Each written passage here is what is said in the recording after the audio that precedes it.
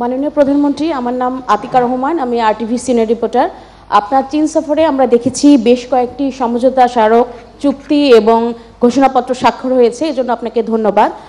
কিন্তু আমরা বেশ কিছু গণমাধ্যম এবং সামাজিক যোগাযোগ মাধ্যমে কিছু নেতিবাচক খবর দেখছি যে চীন সফরে বড় ধরনের প্রাপ্তি নেই এবং চীন সরকারের কাছ থেকে আমরা ঋণ সহায়তা পাচ্ছি না বড় ধরনের, এবং তারা অবকাঠামো উন্নয়ন সহ আমাদের যে উন্নয়নের অগ্রযাত্রা তাতে তারা বড় ধরনের ঋণ দিবে না।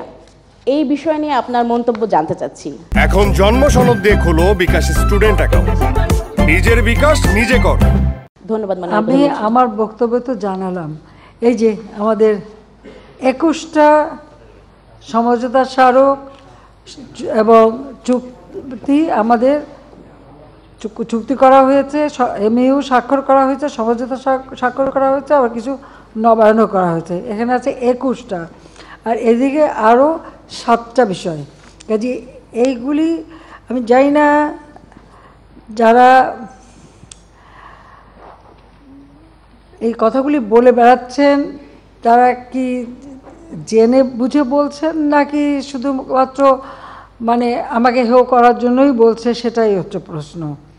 তার কারণ হচ্ছে যে আমি এটা খুব বেশি একটা গুরুত্ব দিই না, এই কারণে যে আমি তো সেই 81 সালে বাংলাদেশে আসার পর প্রতিটি ক্ষেত্রে এই ধরনের নেগেটিভ কথা শুনে অভ্যস্ত হয়ে গেছি।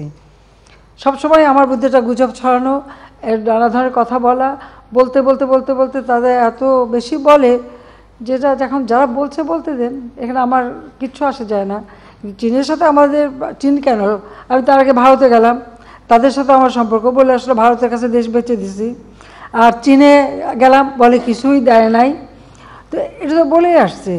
আর ভারতের কাছে দেশ বেচা, গোলামি স্বাক্ষর করা, চুক্তি স্বাক্ষর করা, এগুলি বাতিল করতে হবে সেই কথাও বলা, তো এটা তো একটা শ্রেণীর লোকের, এটা তাদের এক ধরনের মানসিক অসুস্থতা বলে মনে করি। এটা সম্পূর্ণ মানসিক অসুস্থতা ছাড়া এভাবে বানোয়াট কথা কেউ বলতে পারে না। তাদের প্রতি করুণাই হয় আমার, তার বিরুদ্ধে কিছু বলার নাই।